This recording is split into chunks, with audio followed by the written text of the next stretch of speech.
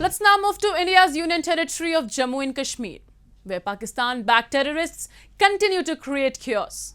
In retaliation, recently the Indian security forces launched an aggressive offensive against the terrorists, neutralising many, including a top commander of the Lashkar-e Taiba outfit.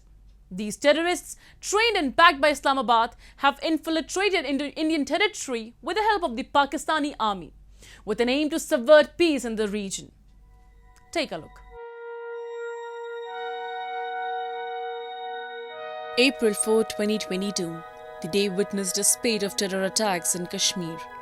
Pak-backed terrorists targeted a Kashmiri Pandit, non-locals and security forces in one after other attacks. The violence unleashed by the enemies of peace aimed at creating fear psychosis among the people. But for Indian security forces, it took just a handful of days to give the perpetrators a befitting reply. On April 10th, Indian security forces neutralized two Lashkar-e Taiba terrorists that were linked to the attacks on CRPF troops in Srinagar. Both slain terrorists were Pakistani and identified as Muhammad Bhai and Abu Arsalan. Police also recovered arms and ammunition from the site of the encounter.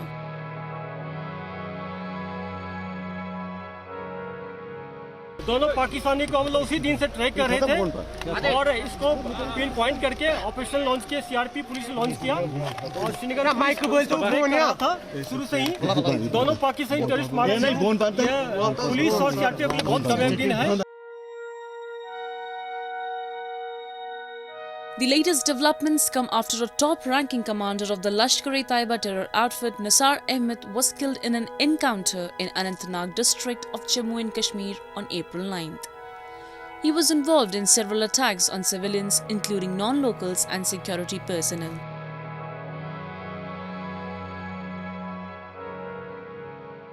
जहाँ तक Anantnag district की बात है, अभी तक वहाँ एक terrorist लश्कर तोबा का मारा गया है। लोकल कमांडर है निसार अहमद, जो कि कुलगाम डिस्ट्रिक्ट का है और अभी सर्च जारी है।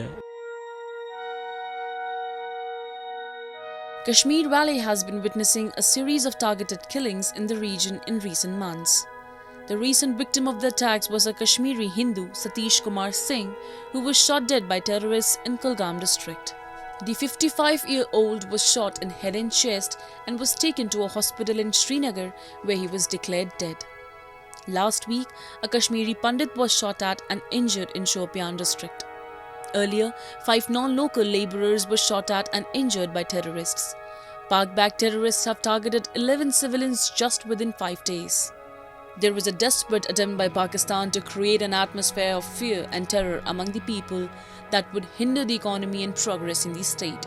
Experts believe that Pakistan is intentionally pushing terrorists into the Kashmir Valley with an aim to keep Kashmir on the boil.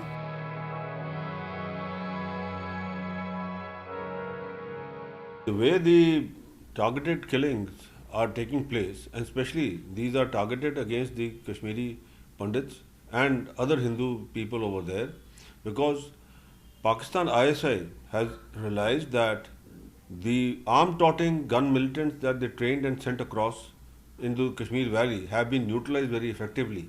And the only way that they can now show that Kashmir Valley is not normal is by asking their overground, underground workers to do these random targeted killings.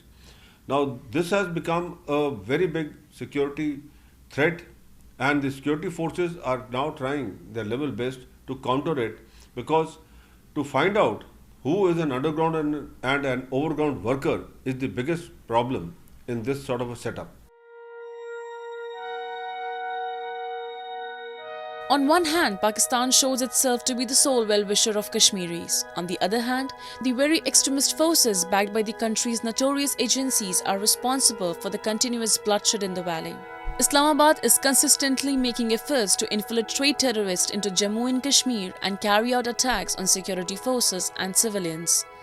It creates fear psychosis among the locals and sends a message internationally that Kashmir is not peaceful. This Pakistani propaganda in Kashmir has been going on for decades now. However, to its major disappointment, Indian security forces are well aware of Pakistan's nefarious propaganda and eliminating the terrorists entering from across the border.